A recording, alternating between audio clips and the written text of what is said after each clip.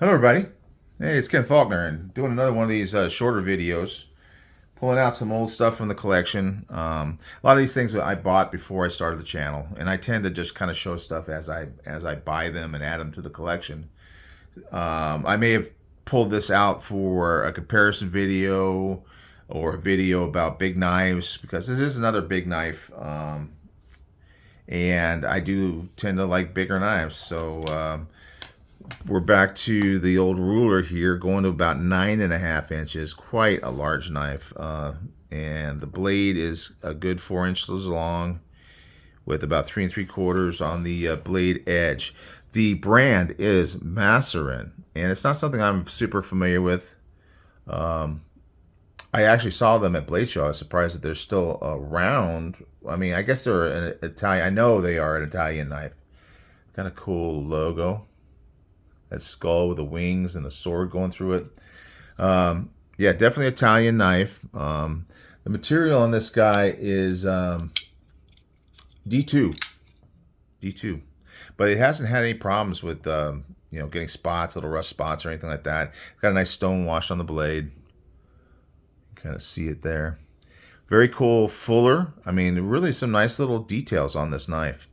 So you're gonna easily be able to use that fuller because you can go up and down the blade. You can go down lower and get a good flick on it.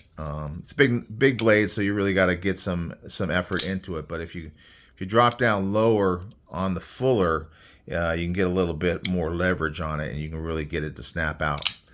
It's got quite the flipper tab on this guy. It sticks out quite a lot. It doesn't bother me. It really doesn't. But and for me, it always works good. Somebody else was mentioning this the other day. I don't remember who it was. But yeah, the flipper tab kind of keeps you from sliding up on the blade because it's almost like a guard, a partial guard on the knife. And it's very thin too, surprisingly thin. I got the handle is about a little less than 1/2 inch, which, 1/2 inch seems to be kind of a typical thickness. But for a big knife like this, at 1/2 inch, that's pretty good. G10 on one side, but both sides, and titanium on the other side. Both sides have really nice milling. Really, really nice milling. Big old pocket clip that makes a crazy sound. It just really vibrates. so it's kind of a little different. The lock, it's a frame lock, works really well. The grip is really good. It's kind of thin in the hand for such a big blade, but it still holds really well. This little piece right here is kind of interesting because you can obviously, well, maybe not obviously, you can flip that clip over to the other side and just move this little filler type piece over just to kind of fill the spot where it is. So that's their method. Kind of cool little pivot. Interesting design on that. Yeah, Maserin. So, obviously they're still around. If they're at Blade Show, I mean, they're still selling knives. I'm not as familiar with, maybe some of you guys are.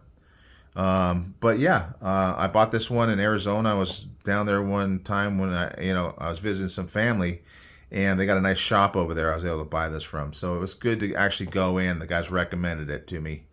So anyway, I'm almost already at 4 minutes. I'm trying to keep these guys short, just to kind of keep filling the days and try to get a video out every day for a while and see how it goes. All right, guys, Maserin Reactor.